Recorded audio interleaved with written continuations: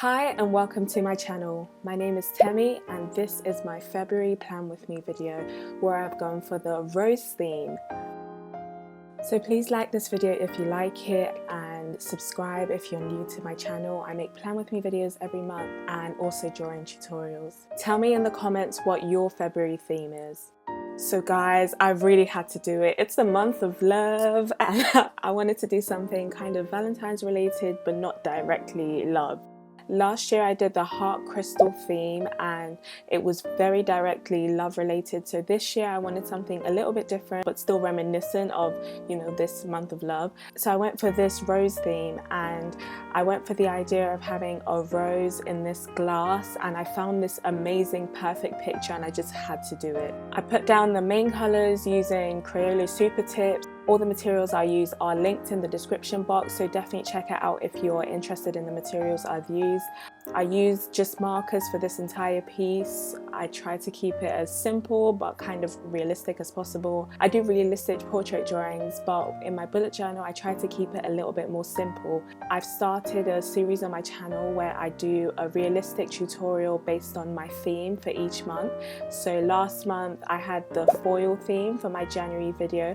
I'll link it down in the description if you want to see me draw silver and pink foil balloons, and then I did a 2020 gold foil balloon tutorial on the side. So in that same vein, my next video will be a realistic rose drawing.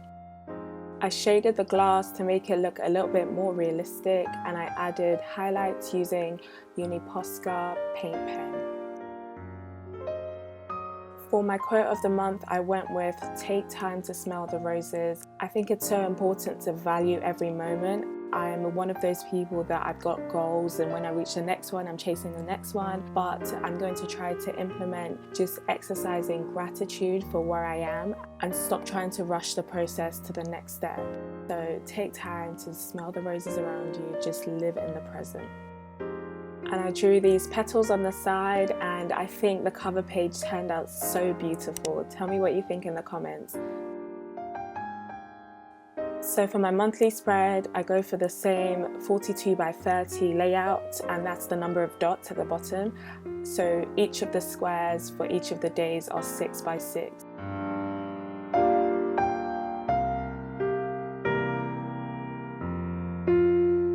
So I did this rose drawing on the side, and I realized with this Plan With Me that I don't really like drawing inanimate objects, so drawing the rose for me was kind of difficult, but I think I managed to get it at the end.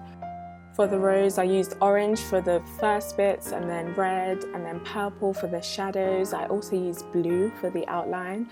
With all my drawings I like to use quite unorthodox colours for the shadows because I think it's more important to understand color theory when creating depth rather than just adding browns or blacks if you want to add shadows. For the monthly calendar itself, I went with this rounded layout and I went with a black header, and I did this just to match the cover page with the glass container the rose is in.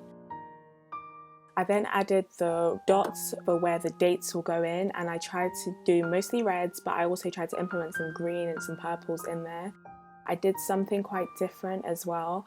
If you're used to any of my videos, I don't normally have a goals side on the side. So I added a goals table on the side because I've made up my year goals, but I think the best way for me to implement these goals is to actually have monthly goals to match them so that I ensure that I'm on track.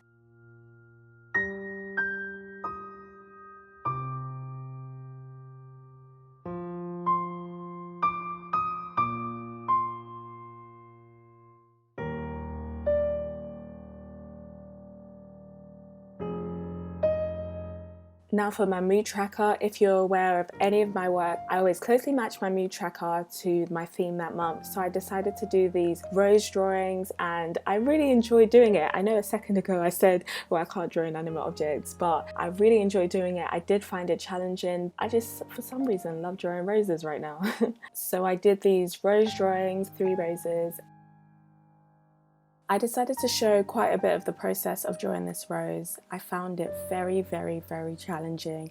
You can see that I rubbed out quite a lot. It actually took me around an hour just to draw it. I was getting distracted, but it really took a long time to draw it. But I'm happy with how it turned out, and I just decided to show you guys the process behind the final work. I did this outline and I numbered them so that each day I would colour it in whatever colour that represents my mood.